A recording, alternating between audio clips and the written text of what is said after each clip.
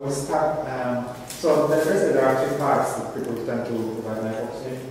So network core, access, and follow up the network. So actually, these are actually the three parts. So usually there's the access, the network, and then the core. But I'm going to present this together. And I'm actually going to start from the network core for the simple idea that what we see in our access network actually comes from what people have deployed already in network core. So of course, optical, when optical came out, was quite expensive. So it made sense to use it where more bandwidth was needed first. And then now that the network core is quite much optical, we start trying to increase the bandwidth also of the access, and then that's why we put optical there. And at the last, I go through new technologies, new optical network technologies, which are all optical networks. So network core network. So the replication network looks pretty much like this. This of course is very simplified, but so the idea is that you have your users. The moment is a fixed network. So your user will have an access network, which you terminate at some stage here.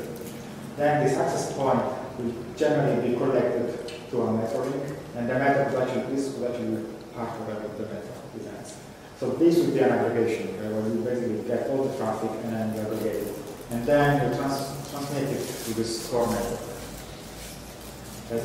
So of course this assumes that traffic has to go from this node to the other node. So what you do is that you first aggregate it from this node, and then you send it wherever you want to do, and then for example this part, and then you aggregate it again. So now some networks won't exactly do what you think it would be more clever to do. So if I have to go from this point to this point, you would expect that traffic goes here and then it comes back. Often it doesn't. Sometimes it goes back here and then it comes back. Sometimes it goes back all the way here and it comes back. That depends on how your network works. Right? To send packet back, you basically need routers. And sometimes people don't use routers at this stage. And sometimes they don't even use routers at this stage. Some people only use routers here. It's common to find them here, but technically you never find a router here. So even if you run down, you want to go at least up to here.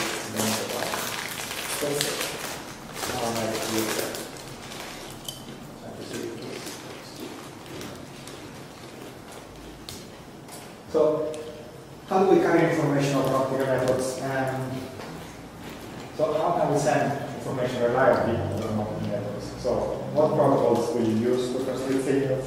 What protocols will you use to aggregate and switch the channels? And how those different architectures are used in different parts of the network? So first, we start from the network core again, as I said, because that's where the technology was first applied, and then the access is basically inherited from this. So the first really let's say the first really optical part, optical networks were the sonic synchronous optical networks and synchronous digital hierarchy. So sonic was standardized in the US and Canada, while SDH was standardized in the rest of the world. They're actually quite similar to each other, only change some parts. But they've been the most relevant over the past 15-20 years. They're changing now. I mean, the camera, the first were the Google transport models. They work on TDM, training structure. And so the idea is that they multiplex channels in over higher and higher bandwidth. That's ambitious. So all started from voice pool. Because when these sonic networks were deployed, people were mostly using voice calls. So this was very little, especially among non-business users. So this was basically built in order to transport voice. And you are using it now mostly for data, because that's what you use most of. That's what it started. And it's important because that lets you understand why it was built that way. So when you have a phone call, if you want to transmit over these optical networks with the digital networks, you have to digitize your call. You cannot transmit in an analog way. So what you do is that you imagine, our voice is probably a bandwidth of about 16 kilohertz, the 20 or the 22 depends. But the idea is that 16 kilohertz is a lot of bandwidth for a phone call. Because if you're talking to someone on the phone, you don't really want a stereophonic high definition CD type of style. You basically want to hear what they're saying, and then you maybe want to recognize from the voice who's talking actually there. So now with the phone, you can actually recognize one person from the other. And they kind of agree that for keywords, it's all you need to do that. So how do you digitize an actual keyword signals? Well, there's a new channel telling that says that 8 keywords, it's enough. You don't need any more than that. Listen to it. And then, so you sample the 8 keywords, which is quite standard. And then you give each sample a value, which is represented by a number of bits. Okay. So in terms of quality, this sampling rate, once you have the 8 keywords, you're done. There's no point of sampling more. Sometimes it's counterintuitive, but that's the way it works. But this one, using 8 bits or 16 bits, this actually really does change. Okay? So sampling basically means you have a waveform, and then you decide how many times you check the signal it has. And then this gives instead 8 bits, this is the. So you basically see whatever signal you've sampled, you have to decide how many bits you use to decide. I mean, in theory, if you want to really exactly represent the signal, this would be infinite. Okay? Because it depends on how much can you follow, what's your granularity on the signal. But practically, for voice, 8 bits is good enough. And I mean, for CDs, they use 16 bits, and that's a really high quality. So any more than that, probably your ear can even understand the difference. So 8 bits is for phone calls. I'm saying other use either sampling rates, for example, for keywords, for 2 channels for CDs with 16 bits. And that's the data rates you get for a CD, when it's not compressed.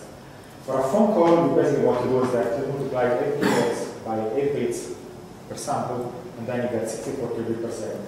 And that's the basic channel rate in telephone system, nothing more. Okay? This is not compressed. This is what comes out from the TCD application.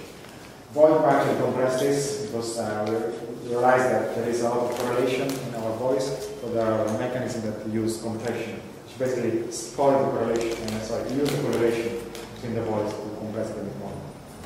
But I mean, this was built when compression of VoIP didn't even exist. So that's why it's fun. So multiplexing, how do you put, I mean, the idea is that you don't want to use one wire for each connection as it was done at the really early stage of the telephone. So the idea is that you want to, I mean, ideally, you understand if you have to give each user a line, then when you go to the central office, you have hundreds of thousands of lines. That's a lot of cost that keeping. So the idea is that, put them together, multiplex them, and then aggregate them, and then only use one line, one wire, for example, 100 or 200 users. So that's the way you do it. This is your PCM sampled voice. So imagine you have 4 different users, and this channel works 64 kilobits per second. So what you do is basically you try to multiplex by having a higher speed channel, and you can see the higher speed because these are basically smaller than this. Okay. In order to be smaller, that means that they have these samples, these waveforms have to raise and go down faster, and that's the reason why you occupy a higher channel. That's 2 ways to do it.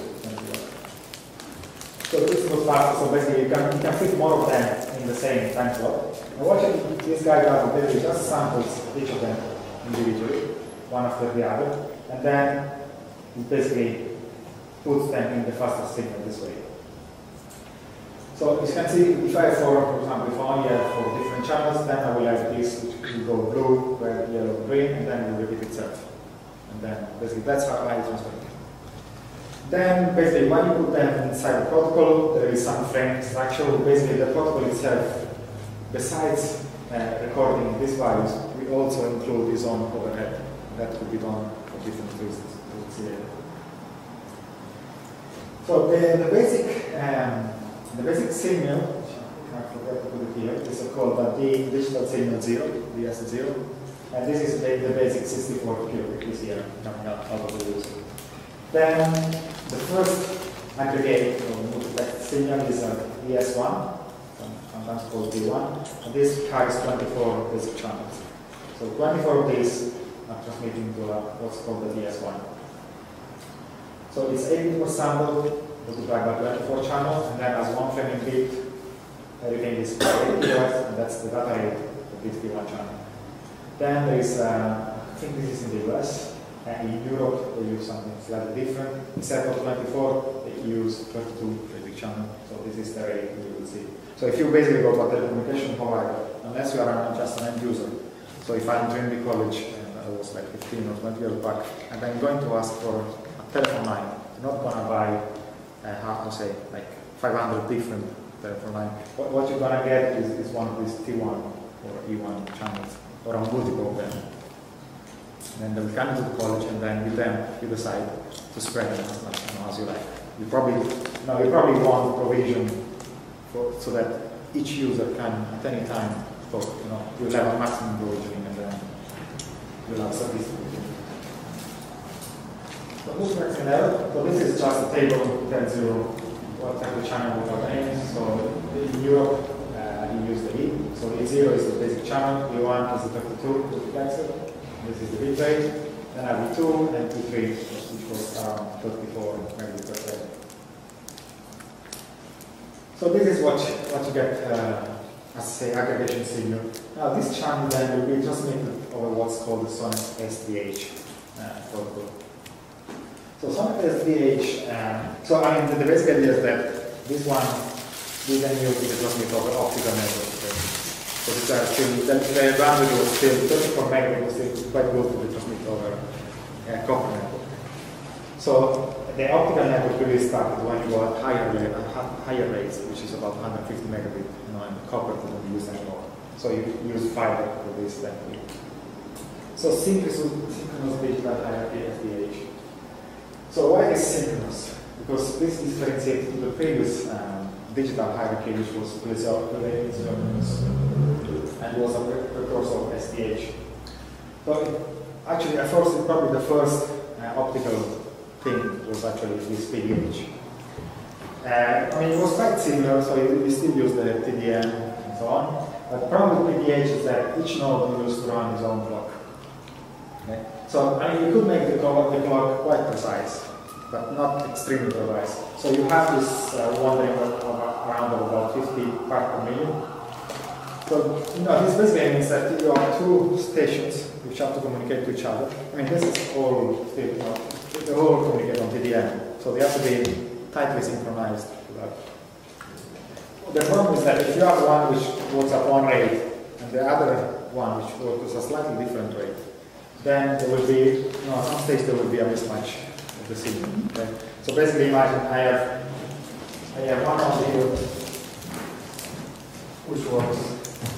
which comes out at rate 1, and then I have a node here which comes out at rate 2, which is rate 1 plus a little bit more. That's it.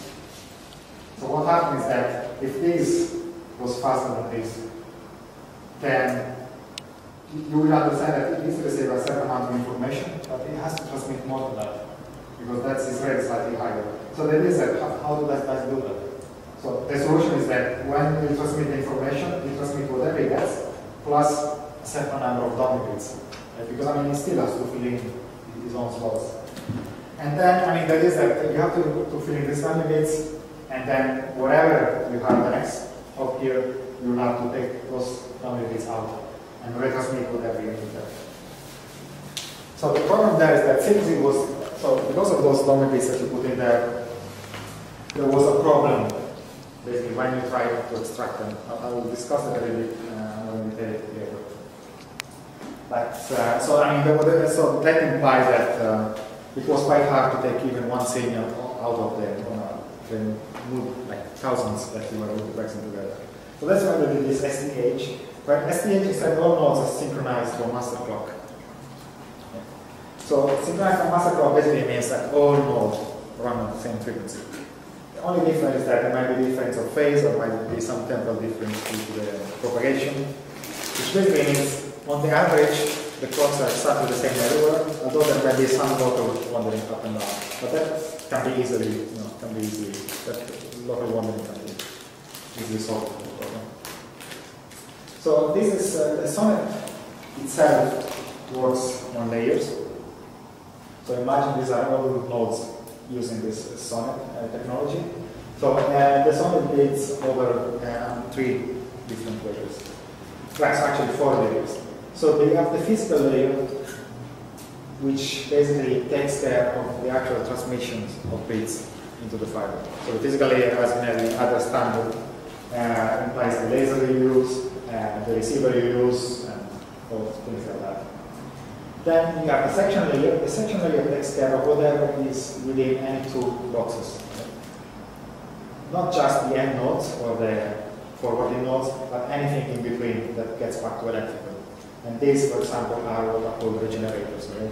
So if I have to go from with fiber from point A to point B, if this distance is too much, then I have to interrupt it in the middle, recover the bits, regenerate them, and send them again. So as I provide, the problem is that as the signal propagates impairments such as dispersion or even the power itself, there is a loss in the fiber. So I start losing power. And if I get here with too small power, then I will have a very high bit error rate. So the only thing I can do, if I don't know about optical amplifiers, which at this stage we really know. So the only thing I can do is that I stop the signal here before it gets too bad, and I regenerate it. Okay, so I accept the bit error rate that I get to here, which can be quite high, for example, 10 and minus 15, or 18, it's quite good. And then I return it again.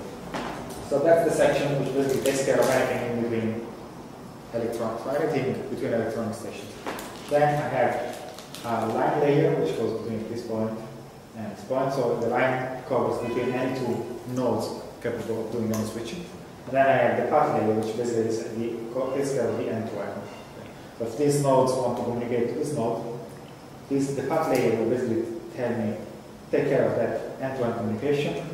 The line layer will take care of how do I switch when I get in here, and then the section will just take care of any individual part. So again, these are the four layers. So this basically says exactly the same part, but I'll just show them one on top of the other. So I already talked about it. Let's go to the framing.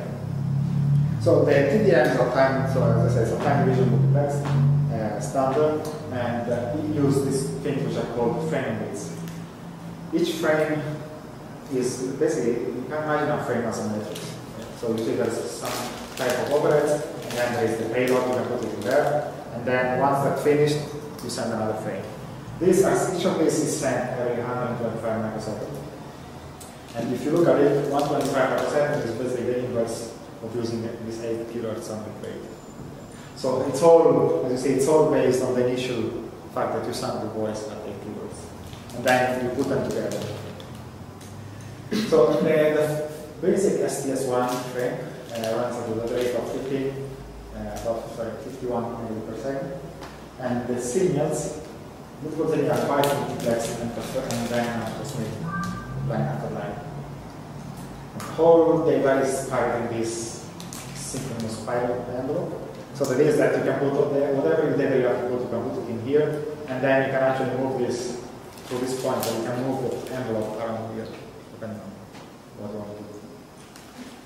So you have byte overhead, which I will explain, for example. For example, the H1 and H2, they are pointers which tell you where does the payload starts. Yeah. Because I was saying before, because of this wondering, you can have this example, this could start later than you think. So overhead bytes. So each of the layers we have discussed, apart from the physical layer, has some overhead byte. So the path overhead, which are this path overhead, which are this one here, are band bytes that are used for these purposes. So they identify the path, so that they give an ID to the end-to-end path. They monitor the bit error rate. They can identify the content of the envelope, and then they also can communicate channel so formats amongst and all.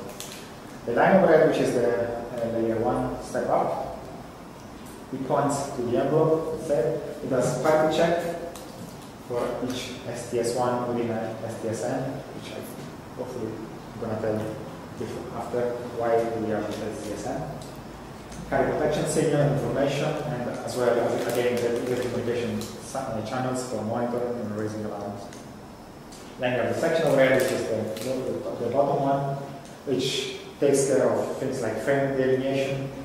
Again, it monitor the bit array, but for a particular section. I mean, you can monitor the bit array and the path array, which is end-to-end. And this is probably what you give to your user. Okay? So the user can actually check what's the bit rate of the channel. But then, if the bit rate is too low, from the path array, you haven't got a clue why it's too low. Okay? Because you know only that it's not working as you want. But then, see, since you have the monitor section also on the section layer basically tells you the bit rate of each individual span. So you can actually go and check, okay, that's the span creating the problem. And then you can actually go there and solve the problem. And again, this will also query the voice channel. That's quite interesting for maintenance personnel to use in the field. So at this point, people didn't have mobile phones. So if you're going down the field and you try to fix something, and maybe you work within a link, so there are some people in one node, some people in another node. That is that how the hell are they going to talk to each other? Because they're in the field, but they have no phone. So the thing is that actually provide them even some of the bytes that are used to provide a telephone channel between the people in the field, so they could actually hook up and talk to each other. That's just tell you how old this thing is. And again, so multiplexing. So the idea is that we start with the SDS1 or SDM1 for SDH. At the lowest senior, and here it tells you what these are. Okay, for example, SDH in Europe starts at 155 actually, while the SONET standard starts at 151. That's not a problem. So the idea here is that we have seen how you multiplex different users. Okay, so their voice codes are multiplexed into this T1 or E1 or E2 or E3 symbols, and that can be put inside as an SDH frame. But then the idea is that SDH is actually going to do the same within his own protocol. Right? Imagine I have, towards the axis, I have a signal which is this maybe 155 megabit, because it takes care of maybe a number of users, maybe 1,000 users or 2,000 users. And then what happens is that, again, you don't want to bring each fiber for each of these individual relation. So the fiber has so much bandwidth that you want to multiplex again inside the fiber. Okay? A fiber, at this stage, a fiber could easily bring 1.2 gigabit or 2.5 gigabit, even that one of those was quite common, or at least was feasible. So the idea is that as you go more and more towards the core, you aggregate. So you use still one fiber, but you aggregate the thing inside the fiber. So the way you aggregate is basically you multiplex, and you do this by aggregating. So imagine I have a certain number of SDN1 channels. Okay? So I aggregate from 5 metro access node, and they have to send it in the core. Then what I do the same, basically the same stuff as byte interleaving. So I take one byte for each of the 5 channels that I have, and here I read my new matrix. So my new matrix, for example, as we've seen before, that it has 87 columns was the same of this. So this is 90 actually. Okay. This is 90, so basically you have 87 columns including the path overhead, and then you have 3 columns for the overhead. And what you have here is basically pretty much the same. So you put those 87 columns in here, and then you put the overhead on the side. That should be the other thing is that basically you multiply this by n, just because of the fact that you are multiplying a certain number of SDM1. So that's how you multiply. Then there are other ideas. The SONET is itself basically advanced as it was from the moment it was used in the 80s or 90s. The standard improved step by step. One of these improvements was, for example, virtual concatenation. Okay. This is an example. For example, we have seen that the multiplexing was used to aggregate into higher rate signals. But this multiplexing were actually standardized of using some kind of certain amount of rates. Okay, so I could use 155, 622, 2.5, or 10 gigabit. Now the idea is that as basically people started using this for data purposes, then they realized that it was not very efficient. Right? For example, it became very popular to bring 1 gigabit Ethernet channels on top of this SONET. That is that people want to use gigabit Ethernet because it's cheap, for example. If I have 2 companies that want to connect to each other, they don't want to build SONET links between themselves. They just want gigabit Ethernet. So they go to Aircon and they say, I want a 1 gigabit Ethernet channel between them. But the problem is that Aircom is going to use the network that he already has. It's not going to put a new fiber for that type. So, and they have SONET. So what you have to do is that you have to put that gigabit even on top of SONET. But how do I do that? I mean, if I use this is not enough. This is not enough. 2.5 is enough, but I'm wasting 2.5 times the bandwidth I need. So they introduced this idea of real-world concatenation, which basically I could sum up any number of this channel that I want. Just put them one after the other, and then use a virtual link with those. So I could use, for 1 gigabit, a number of these. I have quite a nice granularity and use that. And the good idea of that was that I only need to implement these at the end nodes. Okay, if I go to here to the US with this kind of technology, so what I do is that I need a box here which understands virtual concatenation, and a box at the end. Anything in between, we just use normal channels like this. So it doesn't have to, all this box in between didn't have to be updated for that.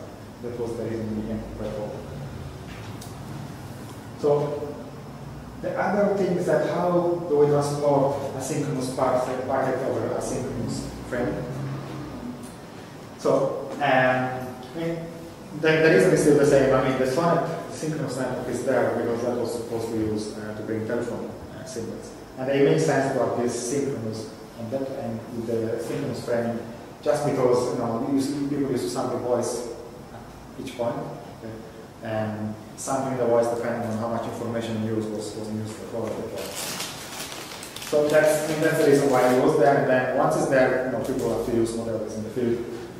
So IP and internet traffic actually had to be transported over SONET. And this was used by basically creating what they call point-to-point links. So I create a link of a certain capacity, for example, a number of 155 megabit links so that I can have 1 gigabit, and they were point-to-point. So, I mean, the idea there is that the SONET network didn't know what was going on at all. They didn't participate to the routing. They were only bringing whatever I need from this point to this point, and then it was up to the Internet or IP layers to understand how to build the network on top of that.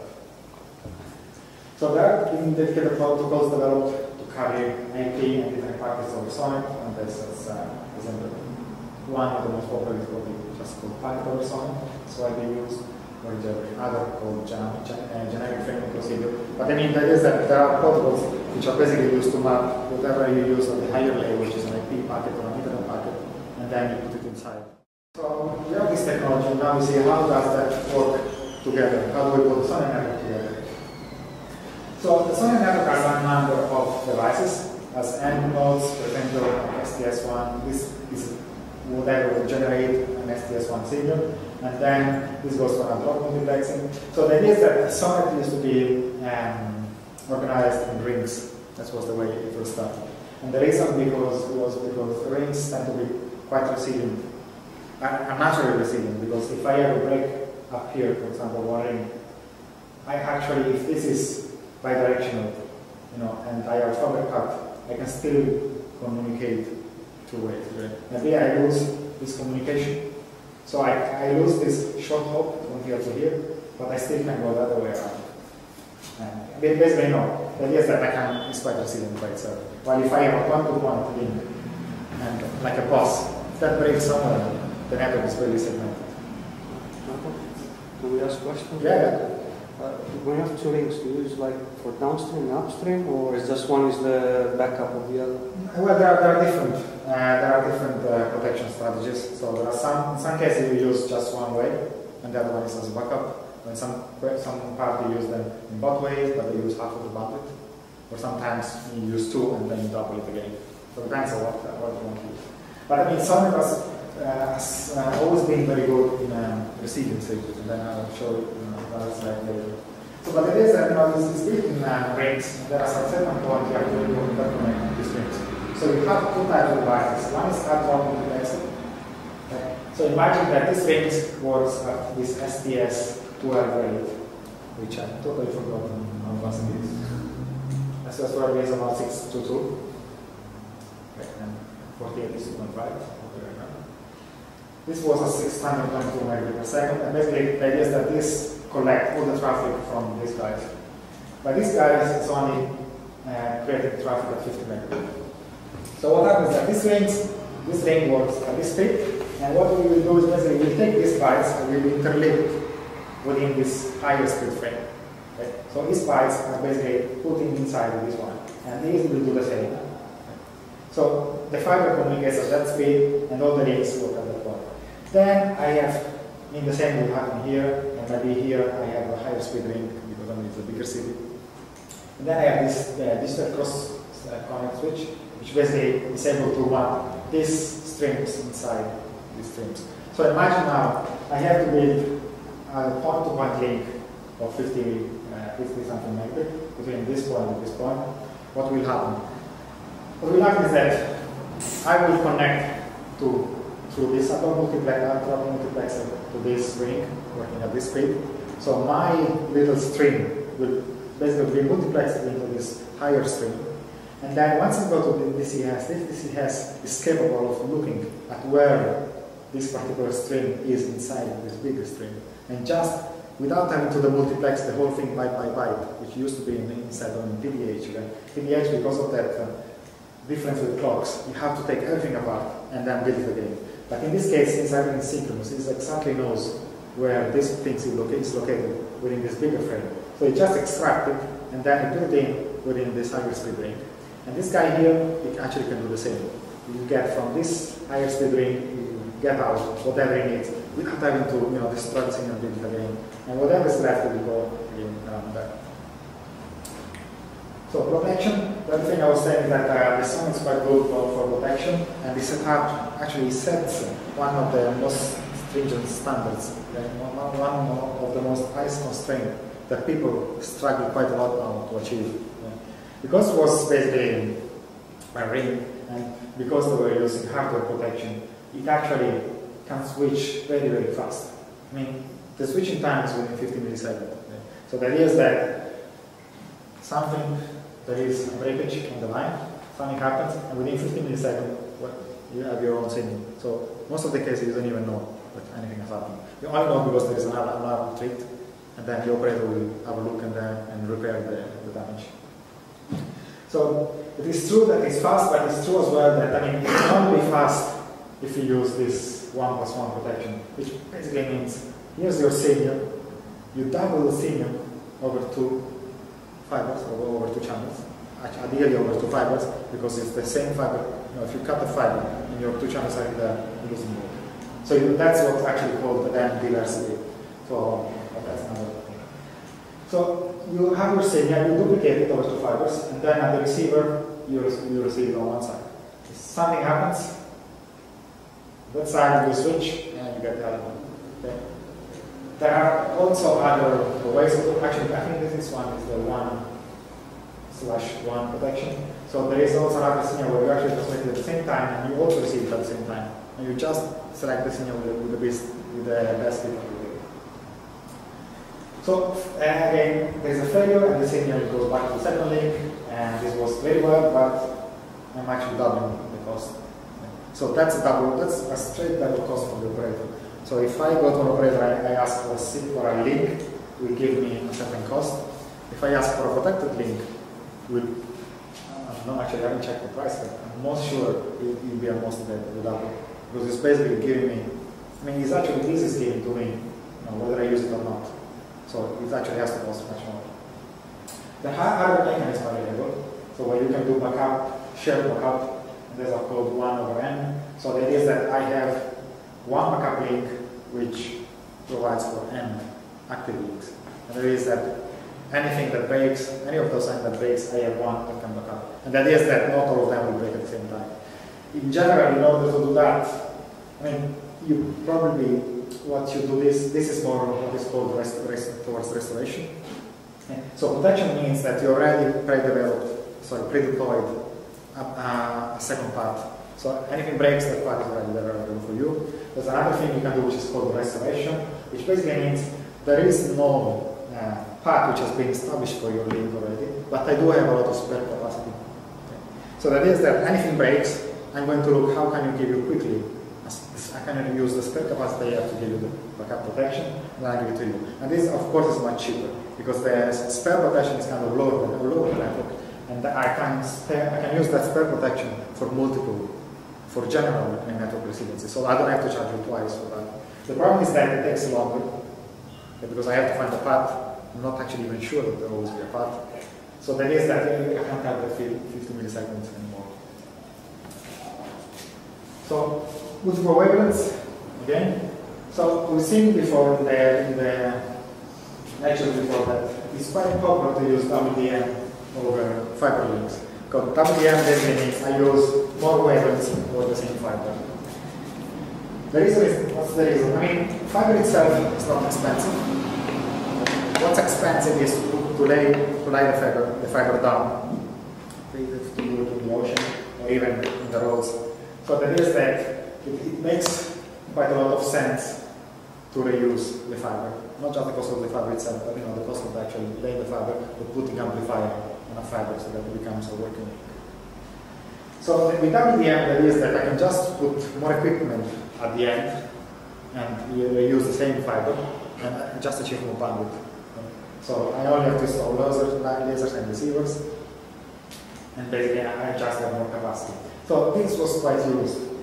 So the Sonic SDH network are actually built extensively over this WDM channel. So everything I've talked about now, like these rings, they were actually, imagine this as non-WDM links. So there's only actually one wavelength going here, and all the multiplexing is done electronically.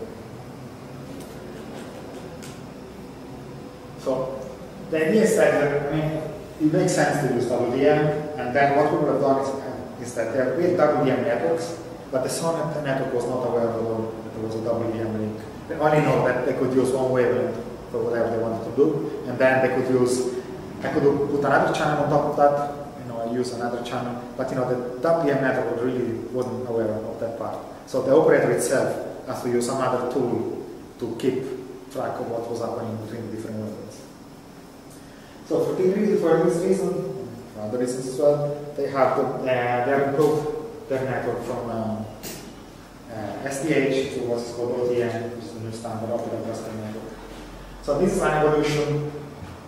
First thing it does is that it transports packets a little bit better. It's more efficient in transporting packets because people have realized that voice is not.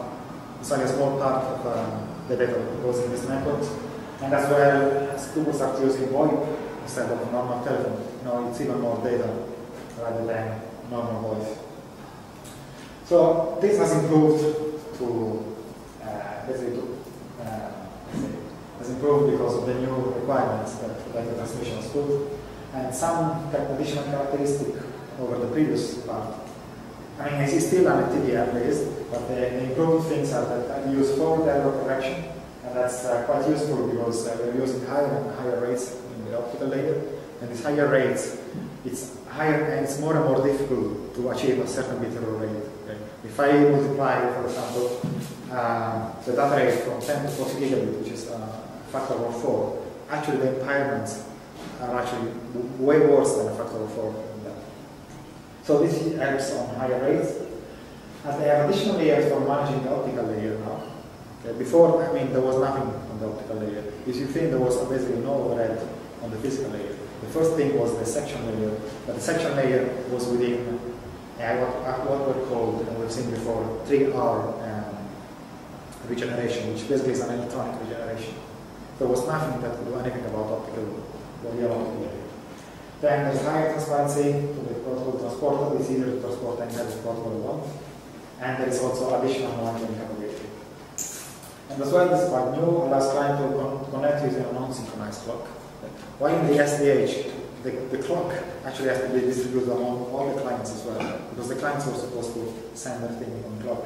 This kind of has another layer basically that allows to send non-synchronized clock. Basically, it's the same. So the data rate it provides are 2.66, 10.7, and 43 gigabit per second. And as you can see, they are about 70% higher compared to the corresponding for SDH. And the 7% higher is mostly due to the fact that I'm using forward error correction. So here are the optical network layers. And again, so now I have, again, beside this normal electronic layers that we saw before. Okay, this pretty much, well, they're similar to the one I saw before. So this one, which now is called OTU, which is optical channel transport unit, is actually my section layer, okay? Because these are the regenerators. So these are the first electronic point that I see since I leave this point, and this is my what I used to call section layer, and then I have the higher layer, ODU and OPU. Again, ODU is similar to the line and path layers put together, and then this is the OPU, which is the layer I was talking before about, which is able to put non-synchronous data into my system. But then, besides this, I have optical layers as well, which I didn't have this before. So this is the advantage. The advantage is that with OTN, I can actually manage both the optical and the electronic layer together in the same frame. So I have the OTS, that's optical channel recognition section. This manages basically the link between amplifiers and also between whatever is anything which is does anything optical. Right? This ORDM, although people tend to understand this as a passive optical electron multiplexer, basically something that mixes and takes out the wavelengths together with WDM. Actually, all of the time we will have an optical amplifier inside, because there are losses and so on. So the minimum they do is to put an amplifier as well. So basically, this OTS is basically is the first layer and is between anything basically which interrupts the physical layer. And the most important thing is that it includes this optical supervisory channel, which basically can be used to check what's happening on the amplifier and also to change some parameters on the amplifier. Then I have this OMS, optical multiplex section. This marks the optical multiplexing of wavelengths. So this, as you can see, it stops within each optical multiplexing section. So this is an ORDM, or you could have optical cross connects. So I mean, ORDM is pretty much as the one as I showed before in the rings. So you can add and drop signals over a higher rate signal. The difference is that this one is optical. So what it doesn't touch at all the electronic format. It's totally transparent. It's based, I mean, usually they are made of mirrors or splitters or that kind of stuff. So totally optical devices. So what they do is that they take wavelengths from a signal and then multiplex it into another fiber where there are more wavelengths coming on. Okay? So you can imagine I have 5 different wavelengths coming into this 2DM. 5 fibers. Each fiber is a wavelength. And then this ADM will basically put them all together into another fiber, so that I have 5 wavelengths now all together in the same fiber. Then I have, again, higher up, like the OCA, which so this takes care of the end-to-end path routing. So basically, I mean, this takes care of how do I change my direction from this point to this point. This is a bit like a link layer, you can imagine. Well, this one tells me how do I get from here all the way up to that point. It actually brings me to the destination. Okay, OTN frame structure is actually this time. So this OTN has its own frame structure. It's quite similar to the Sonic SDH in the meaning that it's a frame which is based still on TDM. So I have some overhead bytes, then I have my payload which is still byte by byte, and then I have at the end this FEC correction. So I'm just going to be, again, each layer, as you can see, has its own dedicated part. Okay. So I have the first part that I receive is the frame alignment. This is used to align my frames. Imagine I see a bunch. If I'm not synchronized with the frame, I'm not here. What I'll say is that I'll see a bunch of bytes coming towards me. So the first thing I have to do is that, okay, where does this starts? Right? If I don't know where the frame starts, there's no way I can know where each byte, each hardware byte is located. What's the meaning of this payload there? The first thing I have to do is the frame alignment. Of course, this was also in the SDH protocol. So basically, I align to the frame, so I understand where it starts. When I understand where it starts, then I can check all of this. So what do I have here? I have OTU overhead. So this, what it does, I just want to go back. So let's see, OTU, ODU, and OBU. And show you what it is. So the OTU is the lower one, okay? And the ODU and OPU are the higher ones. So OTU, the lower one, what does it do? It does section monitoring, identifies endpoints, bit array monitoring on signals, and also offer a general communication channel for the communication between the different points. Then I go on a layer up, and I have the audio red. Then I have path monitoring. It's the same as section monitoring, but it's on our larger part of the network. There's other stuff like time connection monitoring, which is the same as path monitoring, but can be freely used by operators to monitor connection. We'll explain now why this is done. Then there's our channel, and then we also make a switching protection. And then OPU, which is the highest layer. I have a payload structure identifier, which basically identifies the type of payload I'm using, custom bit rate, anything, pseudo, and so on. That's because I said we can actually, the novelty here, that it makes it quite easier to put any type of signal your customer has on top of that. Then I have justification. One byte of payload data can be aggregated for difference in clock rates. So I mean, it's still all synchronous, but you know, there's a way of, if you have a little bit of wandering in the clocks, you can still take care of that. Now, the important part here is that you have this monitoring at certain number of layers. It's actually here we have this standard connection monitor, which is 6 feet. So the idea, this came out because people started using from the idea of telecommunication carriers. So there might be a fiber, there might be a channel, and an operator owns maybe a 10 gigabit channel, and then he can resell this to a certain number of operators. So I've just seen, I don't know, maybe it's not quite common anymore, but once there used to be a lot of services where you could have a telephone subscription, for example, and use a different phone provider than Aircom, and probably you just have to enter a certain number at the beginning, okay? And that will automatically put you in over a different number. So you basically could use, you know, whoever had the lowest rate in this way. So basically, you know, what they do then, like how to do that. So what they tend to do is that they have 10 gigabits channel, and then they tend to split it in sub-channels, and they sell it individually to these guys, which are called resellers or things like that. So the idea is that this actually can give them, each of them, a separate way of actually monitoring. Okay? So I have my carrier, we can monitor the 10 gig part, and then I sell part of it to someone else, and he can actually go and monitor his own little part that I've been selling to. So this was made, you know, to bridge that part that wasn't still available in the market.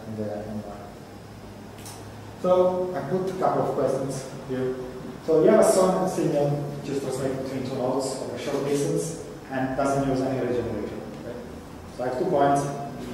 SON signal, no regeneration. Which of these layers can be eliminated from the SON stack?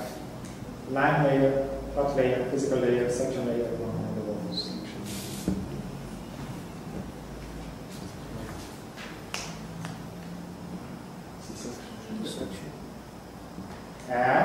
No. Oh. It's a tricky one. It's actually none of the above, for a simple fact that, I mean, all of the, you know, even the section layer, sorry, this is SON stage. If I go back, I mean, the section layer is used anywhere. It's the third thing. It's actually section layer does the framing. So if you don't have that, if you were tricking us, we wouldn't answer. That's the last time I answered anything from Marco.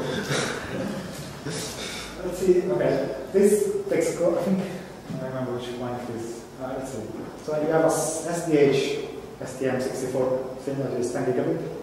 It needs to be transmitted over a length of 2,800 kilometers. You have all your optical amplifiers, but with the equipment that you have available, the signal cannot travel more than 800 kilometers before the OSNR becomes too low to meet the bit rate requirements. Now this is kind of actually more than, let me see, it's probably related more to the stuff that we did before, but some of you were here. So which of these actions should the network designer take? Use more powerful amplifiers with higher gain, divide the link into 2 sections, divide the link into 4 sections, add one analog multiplexer at each point. Was it easy? This is easier than that. For first section.